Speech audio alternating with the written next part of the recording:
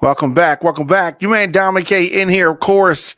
The DiamondKShow.com, on firetelevision.com.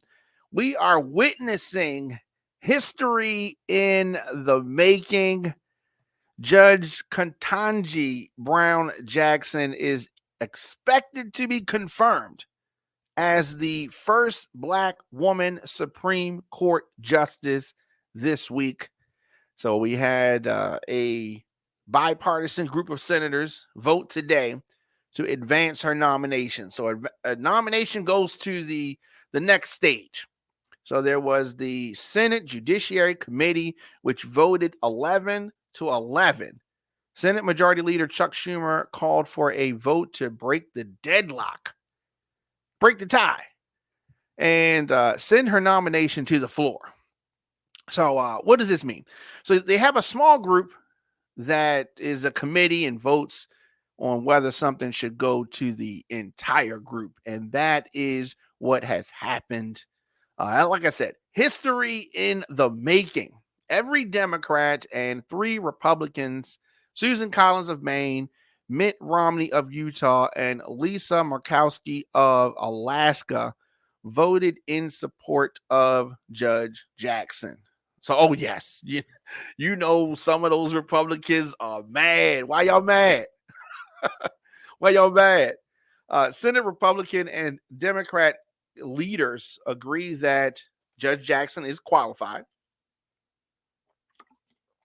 This we know, and let's talk a little bit more about this after this.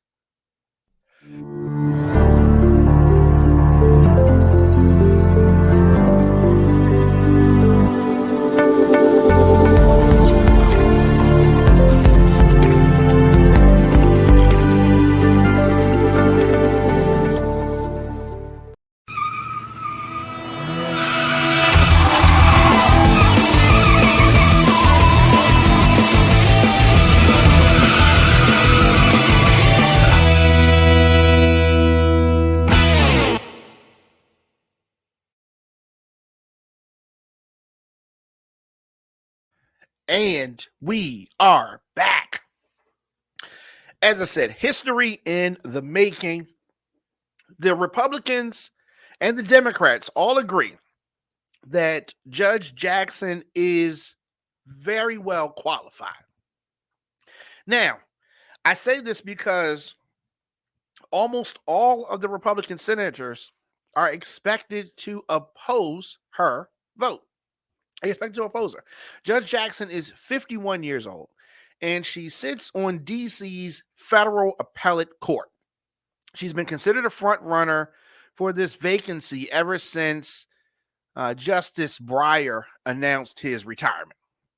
So she has connections to Breyer. She previously worked for him as a clerk. She's also been a federal public defender, an attorney in private practice, a federal district court judge, and a member of the U.S. Sentencing Commission. She has the experience. We know this. So the committee deadlocked on Jackson's nomination. And, that's the first time in modern history of a Supreme Court confirmation. She needed an additional procedural step. This is known as a discharge petition. This petition is to get her actually on the Senate floor for the vote. Now, Judge Jackson is also expected to be confirmed to the Supreme Court this week with bipartisan support. As I said, Collins, Romney, and Murkowski announced that they will vote in favor to confirm her to fill the upcoming vacancy.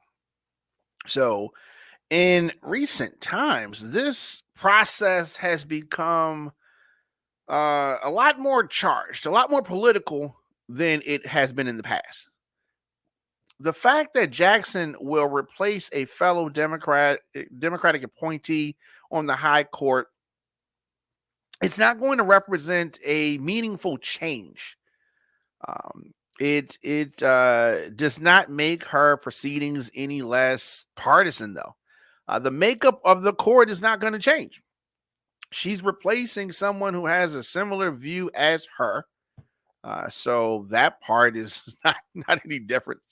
Republicans blame Democrats today for the hostility shown decades ago towards GOP supported contenders to the Supreme Court. So they also argued that no committee Democrat voted for any other former Trump pick. Right. So remember that time that you did this.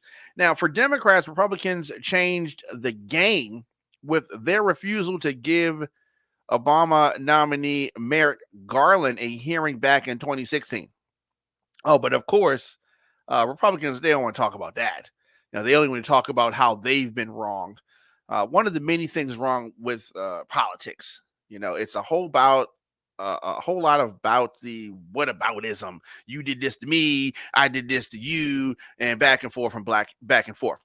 Senator Lindsey Graham, said today that if Republicans had controlled the Senate, they would not have given Jackson a hearing either. And that is just sad. That is sad to know that they would have tried to play this political game and stop that. So that's why I am glad that this has happened. I am glad that she is going on the court, and we need to do as much as possible to make sure that Republicans don't get control anymore. A delay shows how fragile the path is for Senate Democrats. They need to understand this is delicate. The committee had to take a multi-hour break before voting on Jackson because the Democratic members' arrival to D.C. was delayed. I mean, there's so much. They need every person, every vote. Nobody can be taken for granted. Republicans, try to defend the harsh tone that they took with Jackson. No Democrats have spoken the way that Republicans spoke to Judge Jackson. But of course, that's just the childish nature by which Republicans operate in 2022. So the Senate Judiciary Committee Chairman Dick Durbin said that most Republicans treated Jackson fairly, but that a few of the GOP members went over the line in their baseless attacks on her. There were a few that went too far. And when this stuff comes back to haunt them, they're going to cry and complain and cry, because that's just what they have been doing. That's just what they've been doing. Now, Democrats, the hostility that the GOP displayed was just another hurdle the groundbreaking judge would have to overcome. So yes, it was there. She dealt with it. She moved forward, and she is expected to be confirmed later on this week. I'm excited for her. I'm excited for the country. And this is great news, and taking a step forward in this process. The super qualified, super smart Judge Ketanji Brown Jackson nomination with the procedural vote after the Senate Judiciary Committee deadlocked on her nomination. The final vote is expected later this week. Let me know your thoughts in the comment section. Instagram, Facebook, Twitter, LinkedIn, TikTok at The Diamond K Show, at On Fire Television. Of course, you miss any episodes of The Diamond K Show, very easy to catch up. Apple Podcasts, Spotify, Stitcher, iHeartRadio, Google Podcasts, the WRF Radio app, thediamondkshow.com, onfiretelevision.com, or youtube.com/DJ Diamond K.